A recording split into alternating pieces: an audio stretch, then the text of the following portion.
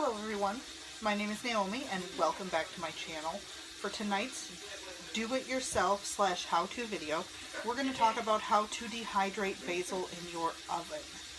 Because I have been growing some basil in a pot and I've been cutting off leaves and dehydrating here and there so that I have dried homegrown basil. It's awesome. Like, I seriously love it.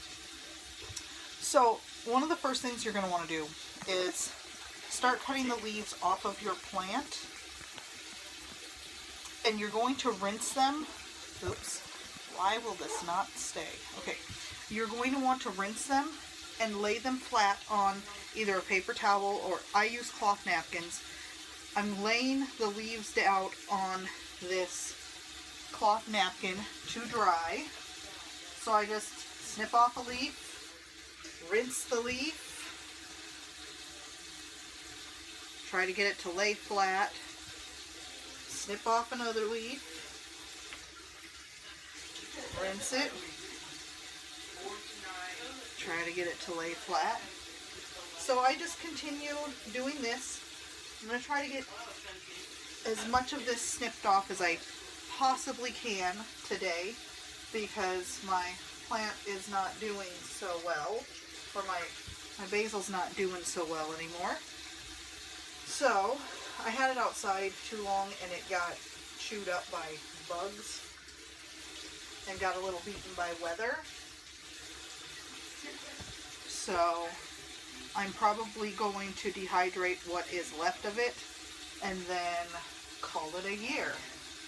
Just plan to plant and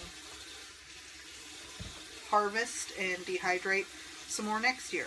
So I'm going to see how much I can get out of this one big pot that I have as I go through and do this. So first step is to cut off leaves, rinse them, and then lay them flat. Now once I have this cloth napkin filled, I'm going to take another cloth napkin and lay over the top and gently like pat to try to dry them. So that is my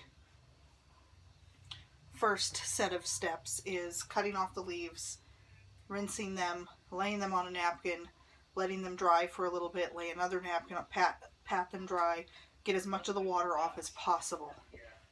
And then the next step will be preheating the oven to 200 degrees. So I'm going to stop and go finish cutting all of these leaves and get them rinsed and laid out flat to dry, and then we'll move on to the next step. So you'll want to preheat your oven to about 200 degrees.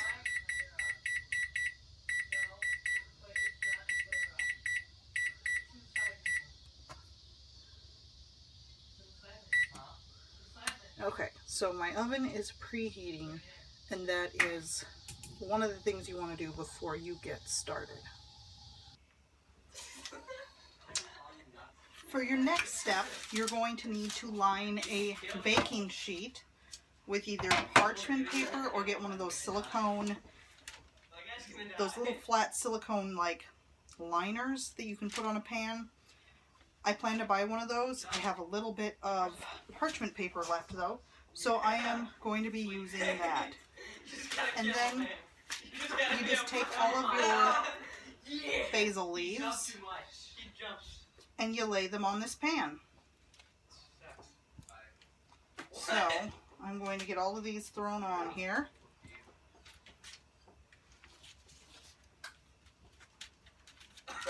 And just do a thin layer.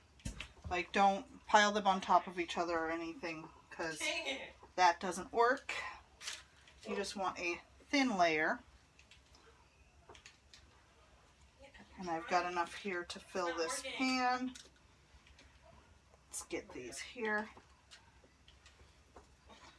After they are on the pan, you're going to put them into the oven, which is preheated to 200 degrees. you're going to put them in the oven, and you're going to put them in the oven for 30 minutes. Then you're going to turn the oven off, and you're going to leave the oven shut and turned off, and leave these in there overnight. Just leave them overnight. And then in the morning, you're going to take them out, and they're going to be all dried, and you're going to crumble them up, and you're going to put them in this little jar. And one pan fills one of these tiny little jars that I've got here. So I'm going to throw these in the oven. And I'm going to turn this because that lighting is awful. But that's really all there is to it. It's actually really simple to dehydrate basil.